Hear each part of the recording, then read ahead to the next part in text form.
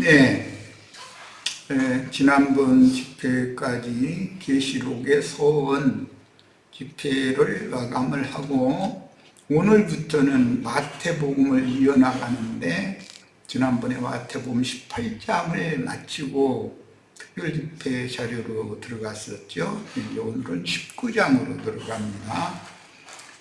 자료는 다음 카페에 올려져 있으니까 다음 카페에서 다 다운받아서 읽으시기 바랍니다. 자, 19장 1절부터 2절 들어갑니다.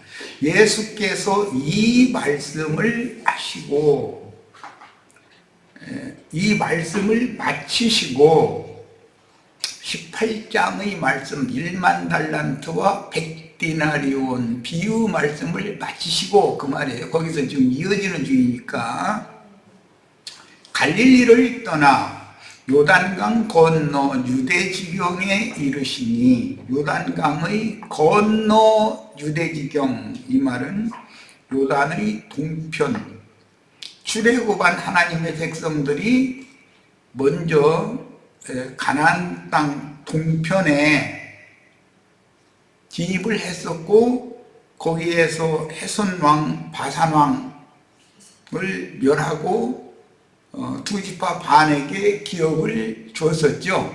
그 지역에 갔다, 이제 이렇게 이해를 하시면 돼요. 요단강 건너의 유대지경, 요단강의 서편의 유대지경과 요단강의 동편, 사해바다의 동편 지역의 유대지경을 지금 나눠서 얘기하는 거예요. 큰 무리가 따르거늘, 요단강 동편의 큰 무리라고 그러면 두 지파 반에게 모세가 약속으로 기업을 주었던 지역 사람들이다, 이렇게 생각하시면 되겠죠. 네. 큰 무리가 따르거늘 예수께서 거기서 그들의 병을 고치시더라.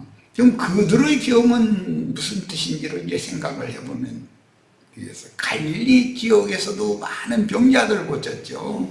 그런데 모압 평야라고 하는 요단강의 동편 지역에서 그들의 병은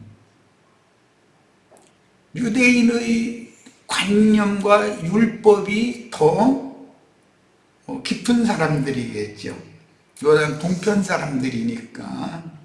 그런데 정치적으로는 바벨론, 페르시아, 헬라, 그 다음에 로마 시대니까 이 지역은 헬라 문명이 뿌리를 내린 지역이다 라는 것을 이해하시면 되겠어요. 서편의 예루살렘을 중심으로 하는 유대 지역은 유대인의 율법관념이 뿌리를 내린 지역이다, 이렇게 생각하시면 되겠고, 지금 배경을 먼저 내가 지금 설명을 하고 있는 중이에요.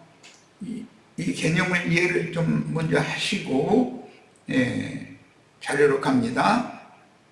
병이라는 것은, 예수님의 병 고치는 사역은 인간들에게 들어온 저주의 원인인 죄를 심판하고 범죄한 죄인들을 사면해 주시는 구속을 상징하는 말이다. 구속이라는 것은, 예수님이 오신 것은 아담 이래로 인류에게 들어온 저주라는 것이 죄 때문인데, 죄는 육체 속에 거하면서 왕노릇 한다고 되어 있죠. 은혜는 믿는 이들의 심령 안에서 왕노릇 하는 거예요. 은혜는 구속받은 사람의 영 안에서 왕노릇하고, 은혜는 그리스도인 것이고, 죄는 마귀의 살아있는 인격이다, 이거예요. 육체라는 건 육적 자아, 옛사람의 육적 자아 안에서 육적 자아를 통해서 왕노릇한다. 그러니까 육신에 있는 자와 영에 있는 자를 지금 잘 생각하셔야 되겠고, 육신의 생각과 영의 생각이라는 것을 잘 구분을 하셔야 되겠어요. 자, 많은 사람들은 죄산 받았다 이런 표현을 기독교계가 함부로 사용을 하니까 개념이 정리가 안 돼 있는데, 죄는 육체 속에서 왕노릇하는 마귀의 실제이기 때문에 죄를 용서해주면 안 되는 거죠. 죄는 심판해야 되는 것이죠. 당연히 예수가 오신 목적은 죄를 심판하려는 거예요. 그 다음에 죄를 심판하시는 최후의 궁극적인 목표는 뭐냐면, 범죄한 죄인들이 내가 잘못했습니다 하고 회개하면 그를 받아서 용서해 주시는 거예요. 하나님이 사면해 주시는 사람은 회개한 죄인들을 회개하는 것이지 죄를 용서하는 것이 아니에요. 죄인들을 사면해 주는 거예요. 이 문제를 명확하게 하셔야 됩니다. 기독교계와 우리가 전하는 복음이 뭐가 다른지를 명확하게 구분해야 된다는 거예요. 이 기초가 있어야 이제 다음 19장 말씀 전체에 흘러가는 말씀을 이해할 수 있어요. 예수께서 이 말씀을 마치시고 라는 시작 말씀은 누가 범죄를 했을 때 당사자끼리만 먼저 그 문제를 해결해라. 안 되면 한 사람 혹은 두 사람의 증인을 데리고 와서 말마다 중참하게 해서 돌이켜서 내가 잘못했다는 걸 인정하고 회개하면 그 영혼을 얻은 것이지만, 끝내 돌이키지 않으면 마지막으로는 교회에 말하고 교회의 권면도 듣지 않으면 이방인이나 세리같이 취급해도 된다. 이렇게 하신 말씀이에요. 그 말씀을 이해시키기 위해서 1만 달란트 탕감받은 사람이, 똑같이 쓴 다주인이 1만 달란트씩을 다 탕감해 줬어요. 그랬더니 100데나리온을 받을 것이 있는 사람의 목을 잡고 조금만 기한을 달라고, 내가 어떻게든 빚을 갚겠다고, 그런데도 안 된다고, 지금 당장 내놓으라고 목을 조였다는 거예요.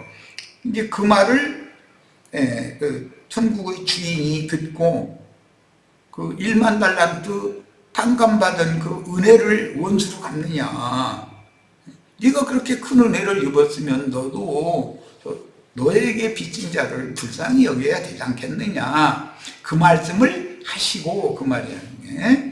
뭔 말인지 이해가 되셨죠? 18장 말미에 나오는 단락의 말씀을 마치시고, 그 말이란 말이에요.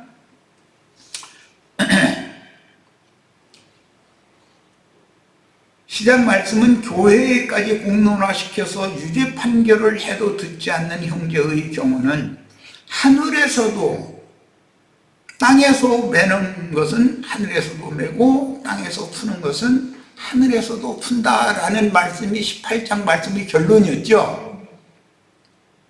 결론과 1만 달란트를 탕감받았다가 하나님의 은혜와 불쌍히 여겨주심을 잊고 자기의 의를 고집하여 하나님의 의를 힘써 대적한 사람에게는, 사람의 의, 하나님의 의를 이제는 정확하게 구분을 해야 되겠죠. 하나님의 의라는 것은 죄인된 사람을 하나님께 연합되도록 하나님께로 이끌어주는 것, 그 제사장 직분이라고도 하고, 그것이 하나님의 의예요. 그 일을 위해서 하나님의 의를 이루기 위하여 인자 예수가 대제사장으로 오신 거잖아요. 그러면 성경이 말하는 하나님이 보시는 불의라는 건 뭐냐? 죄인들을 점점 하나님과 멀어지게 하고, 어떤 인간이 우상이 되어져 가지고 사람들을 미혹해서 자기를 바라보고 자기를 따라가게 하는 것, 그것이 죄란 말이에요. 이게 하나님의 의와 세상의 의는 다르죠. 세상의 의라는 건 유대인들의 율법, 조문에 따른 옳고 그름이 인간의 의잖아요. 그러나 하나님의 의는 그렇지 않다. 하나님도 보시는 의라는 건, 하나님의 의와 선은 예수님을 통해서 이루어진 건데, 죄인들을 회개시켜서 하나님께로 이끌어오는 것이 하나님이 의롭다 하는 거단 말이에요. 사람이 자기는 옳고 저 사람은 틀렸다 하는 것이 이제 서기관, 바리새인, 율법자들의 이제 율법 관념인데, 그 사람의 의로 인해서 하나님의 의를 힘써 대적한다. 그 말은 유대교의 관념에 의해서 하나님의 의를 실현하러 오신 예수를 말글마다 토를 달고 대적한다. 그것이 죄의 나타납니다. 말씀이신 하나님 아버지가 말씀이 육신이 되어 자기 땅 자기 백성에게 오셔서 천국 복음을 전하시는 전도 자체는 하나님이 아들을 통해서 하나님이 어떤 분인지를 나타내는 거다. 세상 인간사에서도 어느 부모가 어느 자식을 낳으면 그 부모의 나타남이잖아요. 그런 나타난 것은 아들, 그 생명의 원천 근원은 아버지, 이렇게 말을 한다는 거예요. 성경이라는 게. 자, 그래서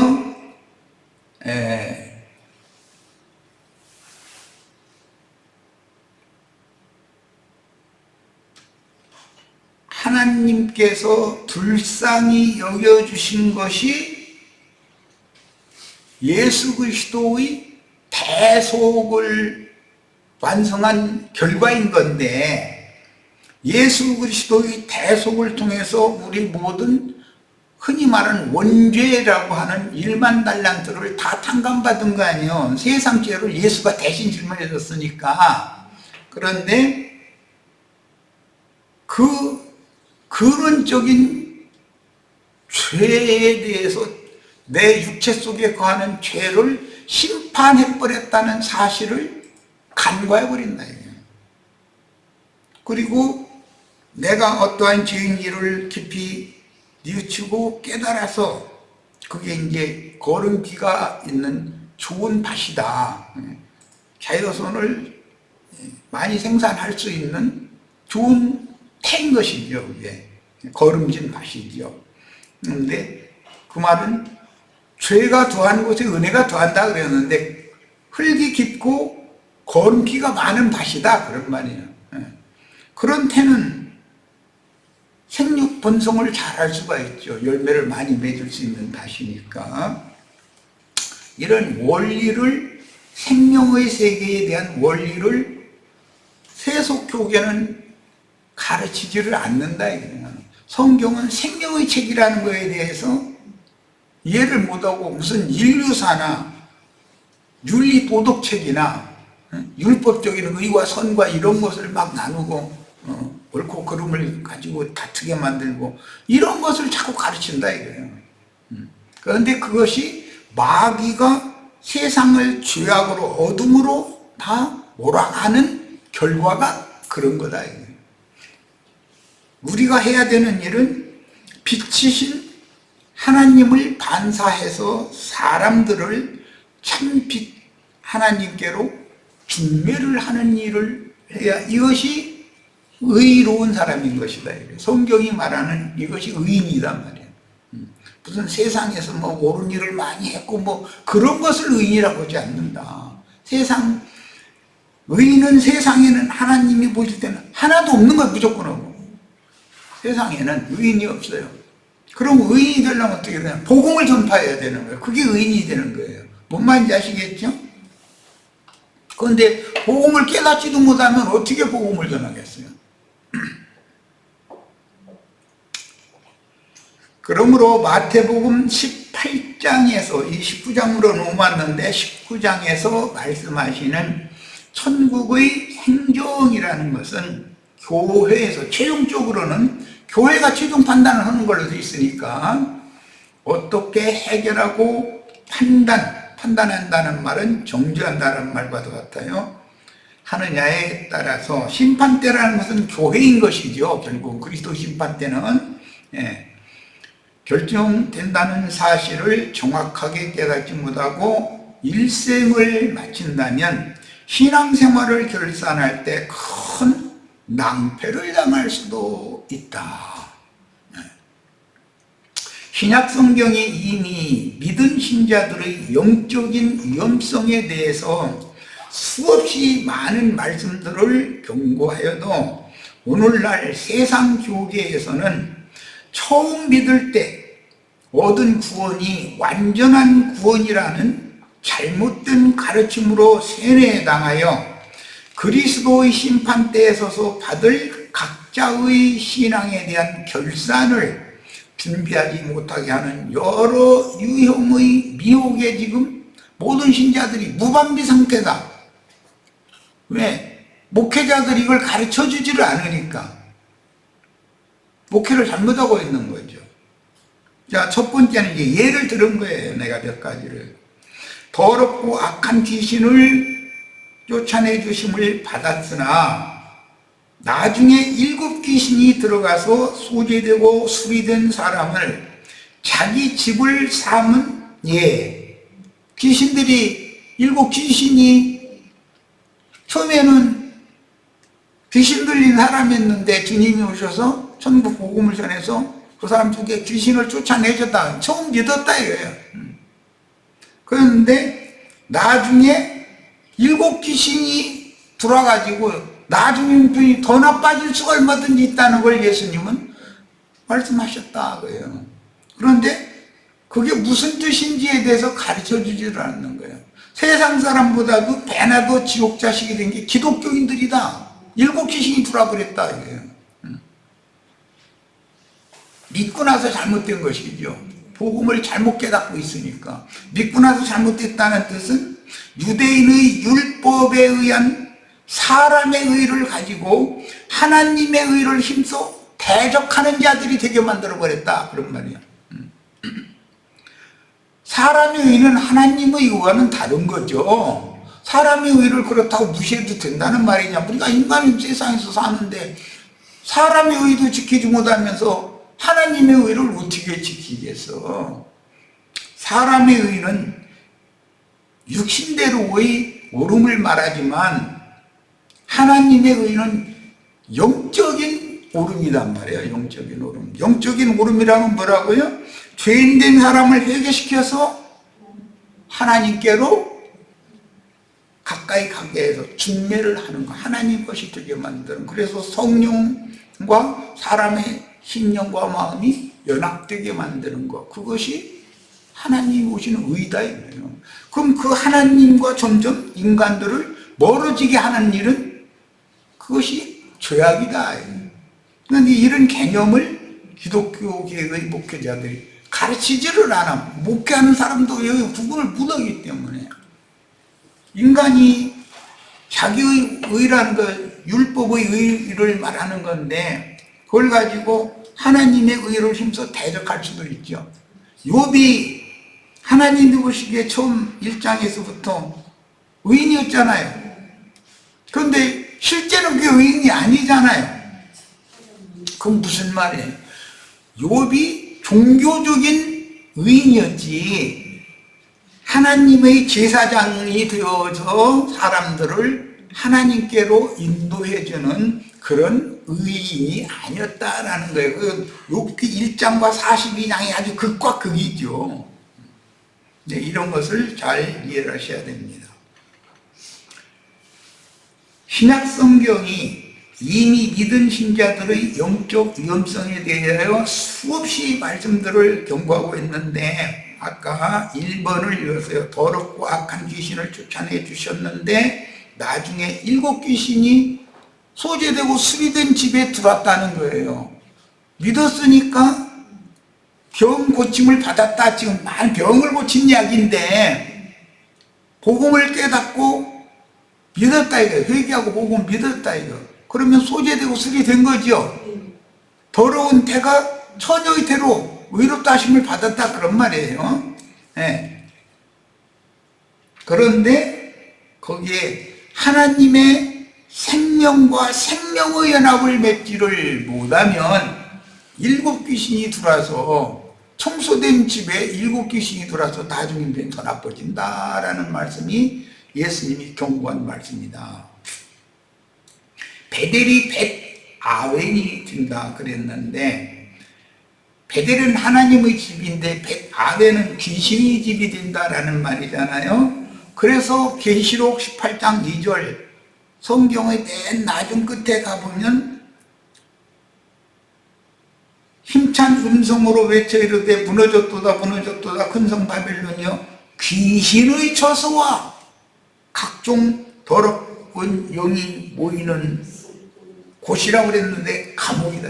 영들이고 각종 더럽고 가증한 새들이 보이는 영들의 옥이 되었다 그랬어요. 그 귀신의 처소가 되어버렸다. 주님의 교회가 기독교가 되면 벳아웬이 된다. 베델이 벳아웬이 된다는 예언이 이렇게 성취되는 거다 그런 말이에요. 그 오늘날 기독교계가 주님의 교회가 변질되어져 가지고 귀신의 처소가 됐다라는 거에 대해서 이해가 전혀 없다. 목사들이 이런 말을 하면 저 사람은 말이야 성경을 어떻게 해석을 그냥 기독교계에 귀신들이 가득하다고 일곱 귀신 기독교계에 가득하다고 그러느냐고 이러고 앉았다. 베델이 벳아웬이 된다는 구약성경의 예언이 어떻게 이루어지는지를 몰라. 목사 속에 일곱 귀신이 가득하지요. 세상의 잡기라는 게 일곱으로 상징을 했지만 가나안 땅 일곱 족속이니 일곱 족속의 왕들이니 뭐 이렇게 그건 상징이고, 가나안의 일곱 족속의 왕족이라는 오늘 세상 교계의 여러 교파들의 아시아에 있는 일곱 교회가 변질되면 그 변질된 교회의 목회자들 속에 일곱 귀신이 가득하다 지금 그 말이잖아요. 이런 것을 전혀 성경을 적용할 줄 모른다 이거예요. 목회자들이. 그러니까 사람들을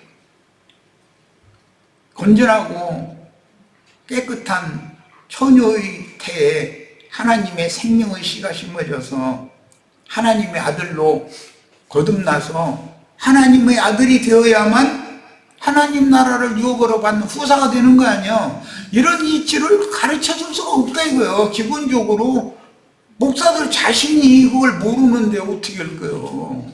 우리가 이런 거 가르치면 그 이단 아니요? 맨 이런 소리 나고 앉았고 뭐가 이단이요? 이단이고 삼단이고 간에.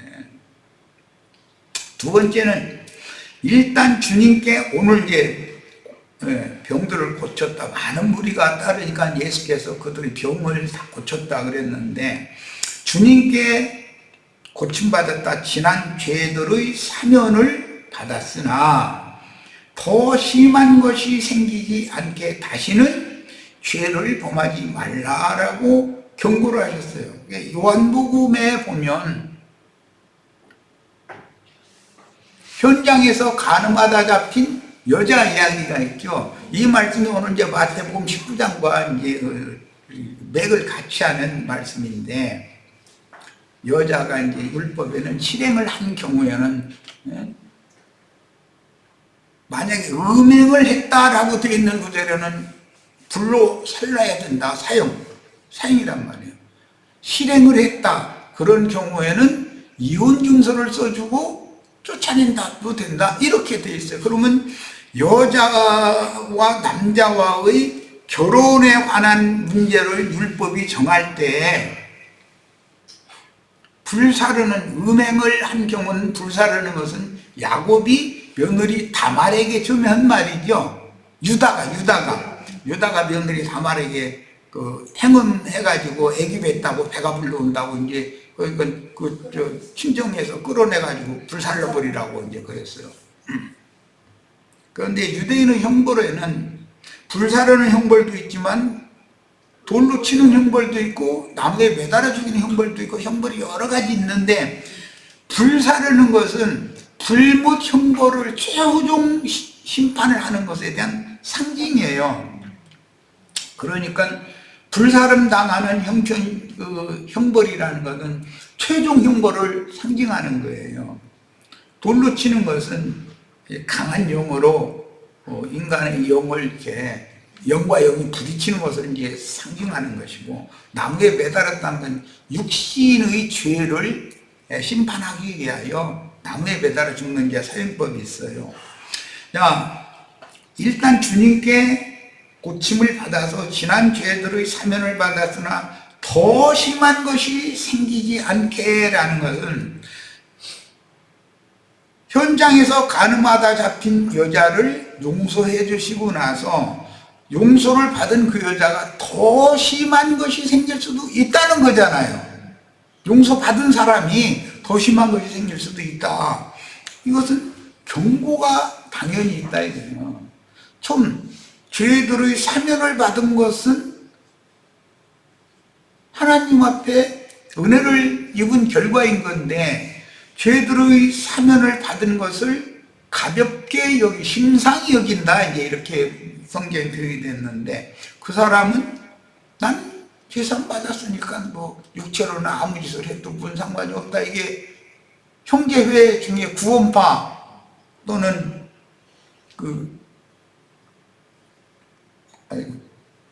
영지주의자들이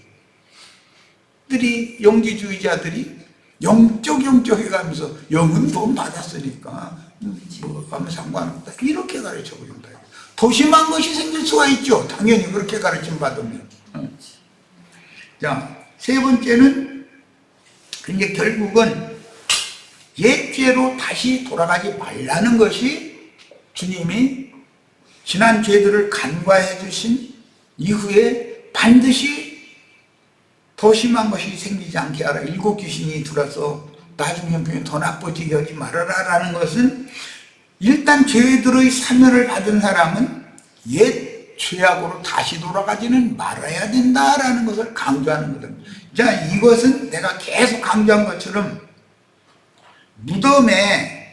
바위에 판 무덤에 교회의 터를 세우는 그런 신앙과 모래 위에 교회의 터를 잡고 교회를 세우는 신앙과도 이것은 비유가 될 수가 있는 거예요.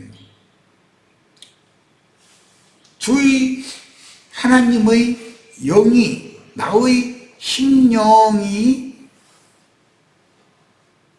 구속받고 혼생명이 자라서 온전케 되는 견고한 터전이 되어져야 되는데 모래는 밟으면 푹푹 빠지잖아요. 그런데 거기다 만약에 집을 높이 세웠다 그러면은 여기 뭐 호텔인가 뭐 요즘에 지어 올리는 데가 그 시작할 때 그거 난리 났었잖아. 무너져 가지고 그렇게 될 수 있다는 거거든. 야, 우리는 그러므로 옛죄로 다시 돌아가지 않아야 된다는 것. 이것이 믿음의 터가 견고, 이건 흔들리면 안 된다 이거예요. 이 문제는. 그 다음에 초보의 도로 은혜에 참여하고 성령에 참여했다가 나중에 은혜의 성령을 소멸하고 뒤로 물러가서 침륜에 빠져 가시와 엉겅퀴의 쓴뿌리만 돋아나지만 여전히 자긍하는 신앙.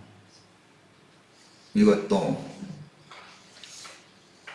인간의 범죄와 완전하고 철저하게 단절하지 못하고 병이 재발하는 원인은 병 고침을 받았어도 얼마든지 여러 가지 위험으로 재발할 수가 있다는 거. 인간이라는 건 가나안 대적을 조금씩 남겨두신 하나님의 뜻을 지금 간과하기 때문이다.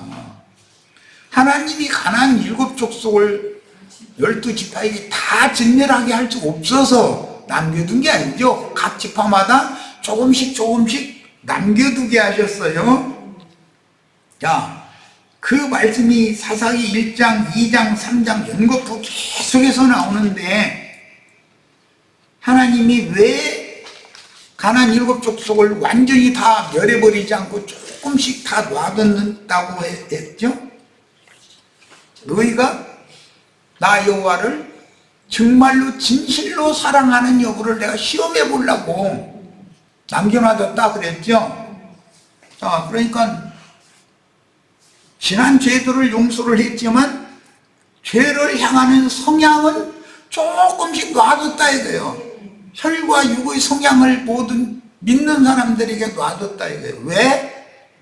하나님의 약속을 정말로 철저하게 순종하고 하나님을 사랑하는 여부를 그걸로 시험을 하고 그랬다는 거예요. 나 우리는 한 번 구원은 영원한 구원이고 완전한 것처럼 가르치는 형제회나 구원파 이런 우리의 가르침이 얼마나 위험한지에 대해서 잘 이해를 하셔야 되겠어요. 자, 첫 시간 여기까지서 마치고 잠시 쉬었다 이어갑니다.